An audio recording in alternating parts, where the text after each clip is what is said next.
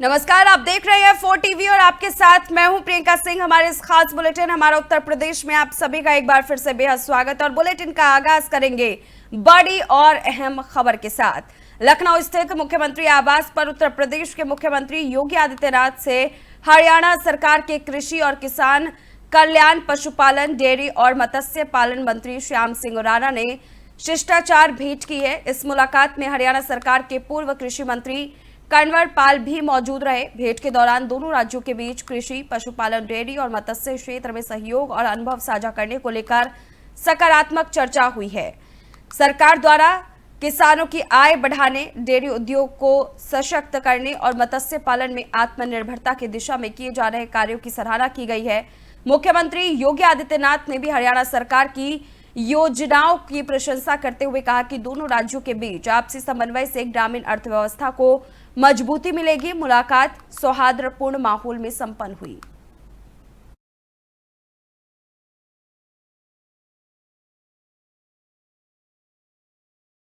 तो वही समाजवादी पार्टी के राष्ट्रीय अध्यक्ष और पूर्व मुख्यमंत्री अखिलेश यादव ने लखनऊ स्थित अपने आवास पर रायबरेली जिले के सलोन निवासी मोहम्मद नसीम को सम्मानित किया। मोहम्मद नसीम एक प्रख्यात ग्रेन आर्टिस्ट है जो चावल और दाल जैसे बेहद छोटे दानों पर बारीकी से चित्र उकेरने में माहिर है। इस खास मुलाकात के दौरान मोहम्मद नसीम ने अखिलेश यादव को चावल के एक दाने पर उकेरा गया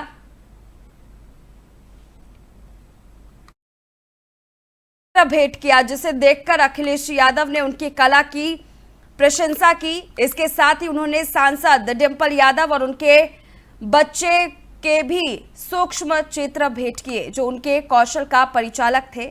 इस मुलाकात का आयोजन प्रदेश सचिव चौधरी मोहम्मद मोहसिन ने कराया, जिन्होंने मोहम्मद नसीम की कला को समाजवादी पार्टी के शीर्ष नेतृत्व तक पहुंचाया। अखिलेश यादव ने मोहम्मद नसीम के कार्यों की सराहना करते हुए कहा कि प्रदेश को ऐसे कलाकारों पर गर्व है। उन्होंने आश्वासन दिया कि पार्टी भविष्य में ऐसे कलाकारों को मंच देने और उनकी प्रतिभा को प्रोत्साहित करने का काम करती रहेगी।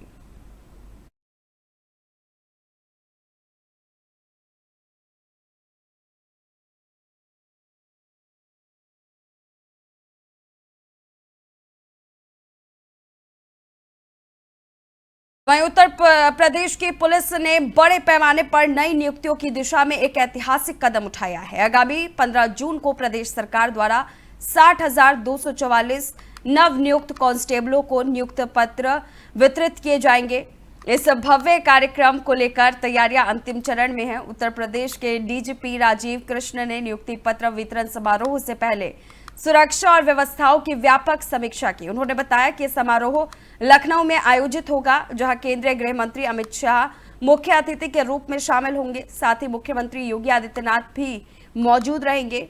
डीजीपी ने बताया कि आने वाले सभी नवनियुक्त जवानों के लिए प्रवास और परिवहन की विस्तृत योजना बनाई गई है। उनके गृह जिलों से लेकर कार्यक्रम स्थल तक की यात्रा में एक मध्यवर्ती जिला तय किया गया है, जहां सभी चयनित अभ्यर्थी रात भर ठहरेंगे। इस दौरान उन्होंने भोजन, विश्राम और सुरक्षा की पूरी व्यवस्था उपलब्ध कराई। ये आयोजन न केवल प्रदेश में रोजगार के नए अवसर खोल रहा है, बल्कि यूपी पुलिस को और सशक्त और युवा बनाने की दिशा में एक बड़ा कदम माना जा रहा है। कल दिनांक 15 तारीख को यहाँ पर जो 60,244 कांस्टेबल भर्ती हुए हैं यूपी पुलिस में और यूपी पुलिस का एक अभिन्न अंग बनने जा रहे हैं, उनका नियुक्ति पत्र का वितरण समारोह है, जिसमें माननीय गृह मंत्री, सहकारिता मंत्री भारत सरकार श्री अमित शाह उसमें मुख्य अतिथि हैं। माननीय मुख्यमंत्री उत्तर प्रदेश योगी आदित्यनाथ जी, उनकी गरिमामयी उपस्थिति में ये कार्यक्रम संपन्न होगा। बहुत सारे अन्य विशिष्ट अतिथि, माननीय मंत्रीगण, माननीय विधायकगण, अन्य जनप्रतिनिधिगण, कई अधिकारी, मीडिया यहाँ पर उपस्थित होंगे। ये एक बड़े स्केल का कार्यक्रम है, जिसमें प्रदेश के सभी कोनों से, सभी जिलों से जो 60,244 कांस्टेबल रिक्रूट हुए हैं वो यहाँ पर आएंगे। उनके लिए एक व्यापक व्यवस्था की गई है, उनके गृह जनपद से लेकर के यहाँ तक लाने की जो डिस्टेंट जनपद हैं। कल दिनांक 15 तारीख को यहाँ पर जो 60,244 कांस्टेबल तो वहीं बिजनौर जिले के लिए आज का दिन गौरवपूर्ण रहा, जब पुलिस भर्ती परीक्षा में उत्तीर्ण हुए 1497 अभ्यर्थियों में से 1437 अभ्यर्थी लखनऊ के लिए रवाना किए गए। इन सभी अभ्यर्थियों को मुख्यमंत्री योगी आदित्यनाथ 15 जून को लखनऊ में नियुक्ति पत्र सौंपेंगे। यह आयोजन प्रदेश सरकार की ओर से यूपी पुलिस में नियुक्तियों के सबसे बड़े अभियानों में से एक है। थाना कोतवाली शहर क्षेत्र स्थित पुलिस लाइन से अभ्यर्थियों को रवाना किया गया। एसपी दिनेश सिंह ने हरी झंडी दिखाकर 34 बसों के काफिले को लखनऊ के लिए रवाना किया। अभ्यर्थियों की सुरक्षा और सुविधाओं का पूरा ध्यान रखते हुए पुलिस प्रशासन ने समुचित व्यवस्था की है। लखनऊ रवाना किए गए सभी चयनित जवानों के चेहरे पर उत्साह और गर्व का भाव साफ झलक रहा था। यह नियुक्ति न केवल युवाओं के लिए रोजगार का अवसर है, बल्कि प्रदेश की कानून व्यवस्था को और सशक्त बनाने की दिशा में बड़ा कदम भी है। एसपी ने सभी नवनियुक्त पुलिसकर्मियों को शुभकामनाएं दी और कहा कि वे पूरी निष्ठा और ईमानदारी से अपने कर्तव्यों का निर्वहन करें। देखिए, कुल 1497 अभ्यर्थी जिनके नियुक्ति पत्र जारी हो चुके हैं, उनको जो है नियुक्ति पत्र का वितरण जो है वो माननीय मुख्यमंत्री जी द्वारा जो है लखनऊ में कल कार्यक्रम के दौरान जो है किया जाएगा, उनको एड्रेस किया जाएगा। तो उसकी सारी व्यवस्थाएं सुनिश्चित करते हुए करीब 34 बसों में 1437 रिक्रूट्स यहाँ से निकले हैं। 60 जो है वो कुछ अपने इमरजेंसीज या किसी कारणों से जो है एब्सेंट रहे हैं और उनको जो है प्रॉपरली ये इंश्योर करते हुए कि सभी बसों में जो है पुलिस बल प्रॉपर जो है उपलब्ध कराते हुए, ताकि उन्हें सकुशल यहाँ से जो है प्रोग्राम स्थल पर ले जाया जाए और सकुशल वहाँ से। वहीं उत्तर प्रदेश सरकार के महिला सशक्तिकरण अभियान को मजबूती देते हुए आज महोबा परिवहन डिपो से एक नई बस सेवा की शुरुआत की गई है। इस मौके पर सदर विधायक राकेश गोस्वामी ने बलिया के लिए रवाना होने वाली नई बसों को हरी झंडी दिखाकर रवाना किया और 5 प्रशिक्षित महिला परिचालकों को नियुक्ति पत्र सौंपे। शासन के निर्देशानुसार कुल 31 महिला परिचालकों की नियुक्ति प्रक्रिया शुरू की गई है। इनमें से प्रथम चरण में चयनित 5 महिला अभ्यर्थियों ने प्रशिक्षण पूरा कर लिया है और अब वे नियमित परिचालक के रूप में ड्यूटी संभालेंगी, जबकि शेष 26 महिलाओं की ट्रेनिंग अभी जारी है। इस मौके पर विधायक राकेश गोस्वामी ने कहा कि राज्य सरकार पारदर्शिता और योग्यता के आधार पर युवाओं को रोजगार दे रही है। ये महिला सशक्तिकरण की दिशा में ऐतिहासिक पहल है, जो प्रधानमंत्री नरेंद्र मोदी और मुख्यमंत्री योगी आदित्यनाथ की नीति का प्रत्यक्ष परिणाम है। नवनियुक्त परिचालक काली पहाड़ी की शोभना ने कहा है कि नौकरी मिलने से उन्हें समाज में योगदान देने का अवसर मिला है, जबकि मिर्तला गांव की साधना राजपूत ने बिना सिफारिश और पैसों की नौकरी मिलने पर सरकार के प्रति आभार व्यक्त किया। स्थानीय नागरिकों ने इस प्रयास की सराहना करते हुए कहा कि ये पहल न केवल महिलाओं को सशक्त बनाएगी, बल्कि जिले की परिवहन सेवा को भी मजबूती प्रदान करेगी। देखिए, आज हमारे उत्तर प्रदेश सरकार द्वारा यहाँ पर कई बच्चियों को नियुक्ति पत्र बांटे गए हैं, जो कि संविदा में परिचालक की सीट उस पर पद पर नियुक्त हुई हैं। उनको आज यहाँ नियुक्ति पत्र बांटे गए हैं। आप देख रहे हैं कि जब से योगी सरकार में, मैंने सभी बच्चियों से बात की और उनसे पूछा कि उन्हें किसी प्रकार की रिश्वत देने पड़ी, किसी की सिफारिश लगवानी पड़ी। उनने बताया कि नहीं, ना हमें सिफारिश लगवानी पड़ी, ना हमें कैसे देना पड़ा। तो भारतीय जनता पार्टी की जब से योगी सरकार हमारे उत्तर प्रदेश में आई है, तब से यहाँ पर बिल्कुल पूरी पारदर्शिता के साथ बच्चों को अपनी योग्यता के अनुसार पर नौकरियाँ मिलती हैं। अभी देखिए, आपने 60,000 हमारी पुलिस भर्तियों हुई, जिसमें कल नियुक्ति पत्र हमारे अमित शाह जी बांटने आ रहे हैं। उसमें किसी पर पूरी पारदर्शिता रही, जबकि पहले जब पुलिस भर्तियाँ हुआ करती थी तो आप लोगों ने सुना होगा सापा के और बासापा के कार्यकाल में नियुक्तियों में हमेशा घोटाले हुआ करते थे, हमेशा सिफारिशें और पैसे चला करते थे। योगी जी की सरकार में ये बिल्कुल पूर्णतः समाप्त हो गया है, पूरी पारदर्शिता के साथ और अपनी योग्यता के आधार पर हमारे यहाँ बच्चों को नौकरी मिल रही है। उसी संदर्भ में आज रोडवेज डिपो में मैं बच्चियों को नियुक्ति पत्र बांटने आया था और एक बस का शुभारंभ हो रहा है, उसका भी शुभारंभ करने आया हूँ। महोबा से बलिया एक नई बस आज से चलाई जा रही है। ये हम लोग को जो नियुक्ति पत्र मिला है, ये महिला संविदा परिचालक पद हेतु मिला हुआ है, जिस पे हमको विधायक जी के द्वारा नियुक्ति पत्र दिया गया है। और इसमें हम लोग अपना हम 5 महिलाएं हैं, जिसमें हम लोग सभी लोग मिलकर आगे कंडक्टरी करेंगे, लोगों को प्रूव करेंगे कि हम लोग ये भी फील्ड में जाकर कर सकते हैं। सर, आज हमें बहुत अच्छा लग रहा है कि हमें आगे मौका मिल रहा है काम करने का, जिसके लिए हम अच्छे से काम करेंगे। किस चीज़ का नियुक्ति पत्र मिला है? महिला परिचालक का मिला है। देखिए, आज हमारे उत्तर प्रदेश सरकार द्वारा तो वही फतेहपुर जिले के गाजीपुर थाना क्षेत्र स्थित गाजीपुर कस्बे में लंबे समय से सार्वजनिक स्थानों पर किए गए अवैध अतिक्रमण को लेकर प्रशासन ने सख्त कार्रवाई की है। शनिवार को प्रशासनिक टीम ने पुलिस बल के साथ मिलकर अतिक्रमण हटाने की कार्रवाई की। स्थानीय लोगों द्वारा सड़क और सार्वजनिक रास्तों पर अवैध रूप से कब्जा कर दुकानों, ठेलों और निर्माण सामग्री को फैला दिया गया था, जिससे आमजन को आवाजाही में भारी दिक्कतों का सामना करना पड़ा। इस पर प्रशासन ने पहले अतिक्रमणकारियों को चेतावनी दी थी और स्वेच्छा से कब्जा हटाने का निर्देश दिया था। हालांकि तय समय सीमा के बाद भी जब अतिक्रमण नहीं हटाया गया, तब प्रशासन ने कड़ा रुख अपनाते हुए बुलडोजर कार्रवाई शुरू की। मौके पर बड़ी संख्या में पुलिस बल और प्रशासनिक अधिकारी मौजूद रहे। कार्रवाई के दौरान किसी भी अप्रिय स्थिति से निपटने के लिए सुरक्षा के कड़े इंतजाम किए गए थे। स्थानीय लोगों ने प्रशासन की इस कार्रवाई का समर्थन किया और इसे जनहित में उठाया गया कदम बताया। प्रशासन ने आगे भी ऐसी कार्रवाइयों की चेतावनी दी है ताकि कस्बे में यातायात सुचारू रहे और आम जनता को राहत मिल सके।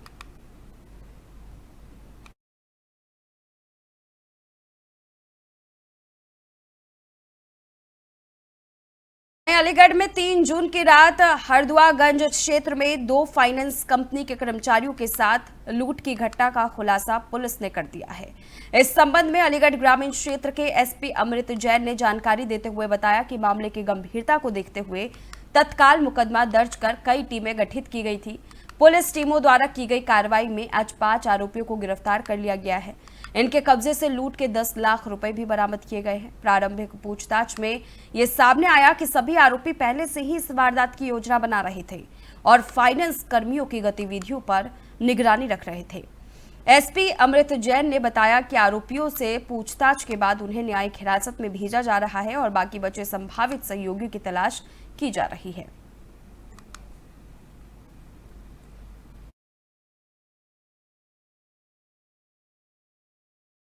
तो वही सिकंदराबाद औद्योगिक क्षेत्र के 4 नंबर कट पर एक दर्दनाक सड़क हादसा हो गया है। सिलेंडर से भरे ट्रक और तेज रफ्तार कंटेनर के बीच जोरदार टक्कर हो गई।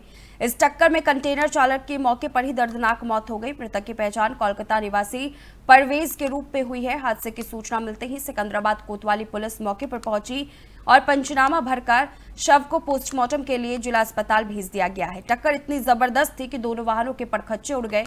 खासकर कंटेनर का अगला हिस्सा बुरी तरह से क्षतिग्रस्त हो गया और चालक के पास बचने का कोई मौका नहीं था। हादसे के दौरान ट्रक की डीजल टंकी फट गई और सिलेंडर भी सड़क पर फैल गया, जिससे बड़ी दुर्घटना की आशंका और बढ़ गई। स्थिति को देखते हुए एनएचआई की पेट्रोलिंग टीम और पुलिस ने एहतियातन रास्ता बंद कर दिया और ट्रैफिक को वैकल्पिक मार्गों से निकाला गया। फायर ब्रिगेड की टीम ने मौके पर पहुंचकर सड़क पर फैले डीजल को पानी की तेज धार से साफ किया ताकि किसी भी प्रकार की आगजनी की स्थिति न बने। क्षतिग्रस्त वाहनों को क्रेन की सहायता से हटाकर यातायात बहाल किया गया। पुलिस मामले की जांच कर रही है।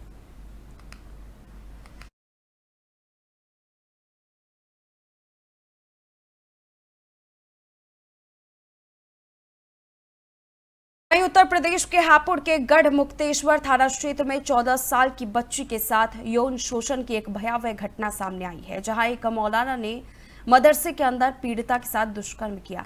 मौलाना बच्ची को पढ़ाने के बहाने मदरसे के एक कमरे में ले जाता था और उसके साथ दुष्कर्म करता था। उसने पीड़िताओं के अश्लील वीडियो रिकॉर्ड किए थे और उन्हें ब्लैकमेल किया। मौलाना ने नाबालिग पीड़िता को धमकी दी थी कि अगर उसने यौन शोषण के बारे में किसी को कुछ बताया तो वो उसके अश्लील वीडियो सोशल मीडिया पर लीक कर देगा। यह घटना तब प्रकाश में आई जब पीड़िता के परिवार ने उसके व्यवहार में बदलाव देखा। जब उन्होंने उससे पूछा तो वो टूट गई और अपनी आप बीती सुनाई। इसके बाद पीड़िता के परिवार ने स्थानीय पुलिस स्टेशन में शिकायत दर्ज कराई। हालांकि मौलाना ने उसका वीडियो सोशल मीडिया पर लीक कर दिया। त्वरित कार्रवाई करते हुए पुलिस ने मौलाना को गिरफ्तार कर लिया। सीओ वरुण मिश्रा ने घटना की पुष्टि करते हुए बताया कि मौलाना के खिलाफ सुसंगत कानूनी धाराओं में मुकदमा दर्ज कर लिया गया है। जांच के दौरान पुलिस को मौलाना के मोबाइल फोन से पीड़िता के अश्लील वीडियो भी मिले।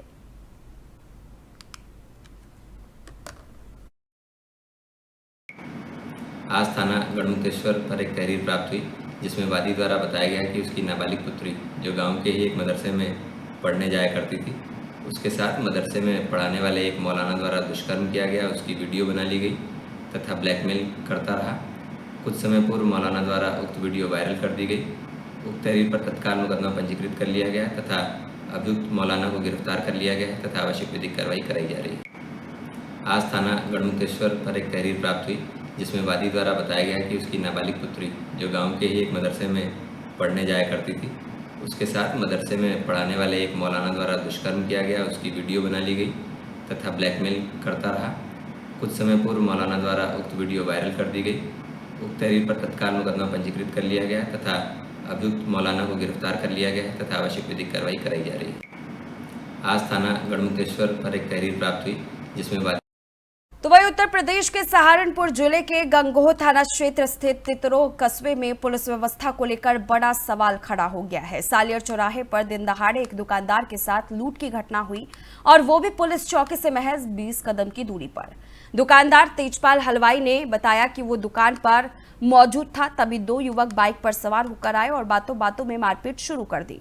इसके बाद बदमाश उसकी जेब से नकदी लूटकर फरार हो गए। घटना की सूचना जब तत्काल पास की पुलिस चौकी को दी गई तो वहां मौजूद एक महिला पुलिसकर्मी ने चौंकाने वाला जवाब दिया, अभी नहीं 4 बजे आऊंगी तब देखेंगे। इतना ही नहीं, पीड़ित का मेडिकल करवाने से भी इनकार कर दिया गया। सीसीटीवी फुटेज में साफ देखा जा सकता है कि लुटेरे वारदात को अंजाम देकर बिना किसी रोक टोक के भाग गए। इस दौरान क्षेत्र में कोई भी पुलिसकर्मी मौके पर मौजूद नहीं था। स्थानीय लोगों में गुस्सा और नाराजगी देखी जा रही है। पुलिस की लापरवाही और संवेदनहीनता को लेकर अब प्रशासन पर प्रश्न चिन्ह खड़े हो गए हैं। जी 12-1 बजे करीब एक लेडीज एक लड़का आता, वो कह रहा समोसे ले लो भाई, समोसे ले ले भाई। उन्होंने कहा ये बातची भाई, बातची मत ले, ताजे सिका नगरे में ले ले। कह रहा बोल, हमने कहा भाई सही बोल, मत ले, अपना चले जा तू। तो फिर यहाँ एक पार्टी बैठी थी साय वाली, इस समय पैसे लेने लग रहा था, 20,000 रुपये देगी पार्टी। वो लड़का जब भी चलेगा समोसे ही रख गया न, उससे हमने पैसे लिए ना दिए। तो लड़का फिर 1:36 पाया पूरी, 4 लड़के उसके साथ थी। तो मैं दुकान के उधर बाथरूम करने जाऊँ था, जेब में पैसे पड़े थे। उनने कहा जी वो जो है, अरे चाचा वो समोसे दे रहा। मैं कहा भाई चलो आलिया दुकान पे ही दे रहा अभी। कहा लग हम देंगे समोसे, बस छीन ना जब यार मार पिटाई। एक ने पैसे काट लिया, 2 ने पकड़ा और 1 ने मारा। जी 12-1 बजे करीब एक लेडीज एक लड़का आता, वो कह रहा समोसे ले लो भाई, समोसे ले ले भाई। उन्होंने कहा ये बातची भाई, बातची मत ले, ताजे सिका नगरे में ले ले। कह रहा बोल, हमने कहा भाई सही बोल, मत ले, अपना चले जा तू। तो फिर यहाँ एक पार्टी बैठी थी साय वाली, इस समय पैसे ले। वही उत्तर प्रदेश के पीलीभीत जिले के थाना न्यूरिया क्षेत्र में आबकारी विभाग ने एक बड़ी कार्रवाई करते हुए 2 महिलाओं को अवैध कच्ची शराब बनाने के मामले में गिरफ्तार किया है। इस लाइव दबिश में जो सामने आया उसने सबको चौंका दिया। जिला आबकारी अधिकारी कल्पनाथ रजक के अनुसार ये महिलाएं अपने घर में ही किचन को शराब बनाने का केंद्र बनाए हुए थी और कुटीर उद्योग की तरह इस कारोबार को चला रही थी। दबिश के दौरान 30 लीटर अवैध कच्ची शराब और 80 लीटर लहन बरामद हुआ है। इस कार्रवाई के बाद आबकारी अधिनियम के तहत 3 मुकदमे दर्ज किए गए हैं और दोनों महिलाओं का चालान न्यायालय में भेज दिया गया है। अधिकारियों ने कहा है कि इस क्षेत्र में ऐसे अवैध धंधों के खिलाफ आगे भी सख्त कार्रवाई जारी रहेगी। यह घटना जिले में अवैध शराब कारोबार की जड़ों को उजागर करती है और महिलाओं की इसमें प्रत्यक्ष संलिप्तता को भी सामने लेकर के आती है। आप इससे अंदाजा लगा सकते हैं, तस्वीरें देखिए किस तरह से भारी मात्रा में अवैध कच्चे शराब जो है वो महिलाओं के घर से बरामद किया गया है। महिला के किचन में इसको शराब बनाने का एक पूरा ढांचा तैयार किया गया था और उसी के अंदर शराब बनाया जा रहा था।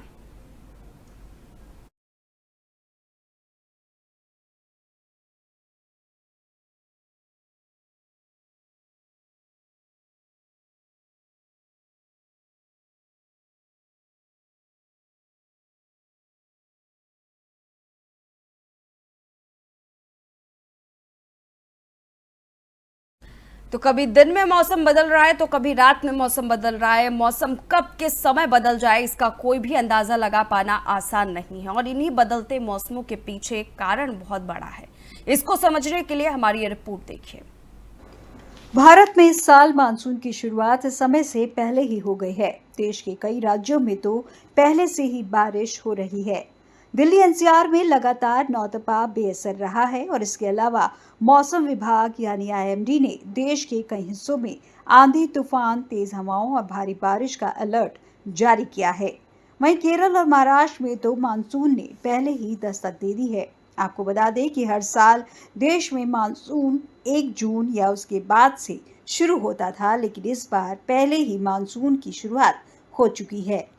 समय से पहले मानसून आने का कारण। देश में समय से पहले मानसून के आने के पीछे कई मौसम और जलवायु कारक जिम्मेदार होती हैं। इनमें समुद्री सतह का तापमान एक महत्वपूर्ण भूमिका निभाता है, क्योंकि गर्म समुद्री पानी से वाष्प का उत्सर्जन बढ़ता है, जिससे मानसून सक्रिय होता है। मौसमी हवाओं का व्यवहार भी मानसून की दिशा और गति को प्रभावित करता है। मैडीन जूलियन ऑसिलेशन MJO जैसे कारक जो वायुमंडल में हवा के दबाव में उतार चढ़ाव को बताता है, मानसून की तीव्रता और समय को नियंत्रित करते हैं। इसके अलावा एल नीनो और ला नीना जैसे प्रभाव भी मानसून की गति पर प्रभाव डालते हैं। वायुमंडलीय दबाव में बदलाव जैसे उष्णकटिबंधीय क्षेत्र में उच्च या निम्न दबाव मानसून को तेज या धीमा कर सकते हैं। इसके साथ ही जलवायु परिवर्तन के कारण तापमान और हवाओं के पैटर्न में बदलाव हो रहे हैं, जो मानसून के असामान्य व्यवहार का कारण बन रहे हैं। ये सभी कारक मिलकर मानसून के समय से पहले या विलंब से आने में भूमिका निभाते हैं। इसलिए मौसम विभाग लगातार इन प्रणालियों पर नजर रखता है। समुद्री सतह का तापमान। आपको बता दें कि जब अरब सागर और बंगाल की खाड़ी में समुद्री सतह का तापमान नॉर्मल से ज्यादा हो जाता है, तब ऐसे में हवा का बहाव स्थल की ओर होता है और मानसून जल्दी शुरू हो जाता है, क्योंकि समुद्री सतह का तापमान हवाओं में नमी को बढ़ाता है, जिससे मानसून के लिए अनुकूल स्थिति बनती है। मौसमी हवाओं का व्यवहार। मानसून की ज्यादातर निर्भरता दक्षिण पश्चिमी हवाओं पर होती है, इसलिए जब भी जेट स्ट्रीम या फिर दूसरी वैश्विक हवाएं समय से पहले दक्षिण की तरफ खिसकती हैं, तो मानसून की शुरुआत जल्दी हो जाती है। वायुमंडलीय दबाव में बदलाव। जब भारतीय उपमहाद्वीप पर हवाओं का दबाव कम हो जाता है, तो हवाओं का बहाव समुद्र से स्थल की तरफ होने लगता है। इससे मानसून की शुरुआत पहले ही हो जाती है। जलवायु परिवर्तन। धरती पर तेजी से बढ़ रहे ग्लोबल वार्मिंग के कारण मौसम के पैटर्न में बदलाव हो रहा है, जिससे तापमान में बढ़ोतरी और बारिश के पैटर्न प्रभावित हो रहे हैं। इससे भी समय से पहले मानसून आ सकता है। क्यों नहीं तप रहा नौतपा मरता है और इससे गर्मी की संभावना बढ़ जाती है और अत्यधिक गर्मी के कारण पृथ्वी पर हवा का दबाव कम हो जाता है और हवाएं ऊपर की तरफ चलने लगती हैं। उसे भरने के लिए समुद्री हवाएं भारत में प्रवेश करती हैं और वर्षा करती हैं, लेकिन इस बार समय से पहले समुद्री हलचल के कारण समुद्री हवाओं को बहाव भारत की ओर पहले हो गया, जिसके कारण नौतपा का असर नहीं दिख रहा है। वैज्ञानिकों ने बताई ये वजह। मौसम वैज्ञानिकों के मुताबिक भारत में नौतपा के बेअसर होने का मुख्य कारण अरब सागर और बंगाल की खाड़ी में नमी का बढ़ना है। इसी दौरान समुद्र का टेम्परेचर सामान्य से अधिक रहा, जिसके कारण मानसूनी हवाएं तेजी से सक्रिय हो गईं। फिर पश्चिमी हवाएं चली और चक्रवाती हलचलों ने भी मानसून को बढ़ने में मदद की। इसके अलावा दुनिया भर में होने वाला जलवायु परिवर्तन भी मौसम के इस पैटर्न में बदलाव का एक बड़ा कारण बन रहा है। जलवायु परिवर्तन के चलते समुद्री और वायुमंडलीय परिस्थितियों में जो बदलाव आ रहे हैं, उनका सीधा असर मानसून पर देखने को मिल रहा है। इस बार जल्दी शुरुआत इसी का उदाहरण है। तो आपने देखा कि कैसे समुद्र का तापमान, वायुमंडलीय दबाव और हवाओं की दिशा मानसून के समय को तय करते हैं। लेकिन इसका मतलब यह भी है कि अगर हम प्रकृति के साथ सामंजस्य नहीं बनाएंगे, तो ऐसे बदलाव और अधिक खतरनाक हो सकते हैं। पर्यावरण की रक्षा करना अब सिर्फ जिम्मेदारी नहीं, जरूरत बन गया है। प्रकृति की चेतावनी समझिए और समय रहते संभलिए। तो फिलहाल इस खास बुलेटिन बस इतना ही। रुकेंगे एक छोटे से ब्रेक के लिए। ब्रेक के उस पार खबरों का सिलसिला जारी है।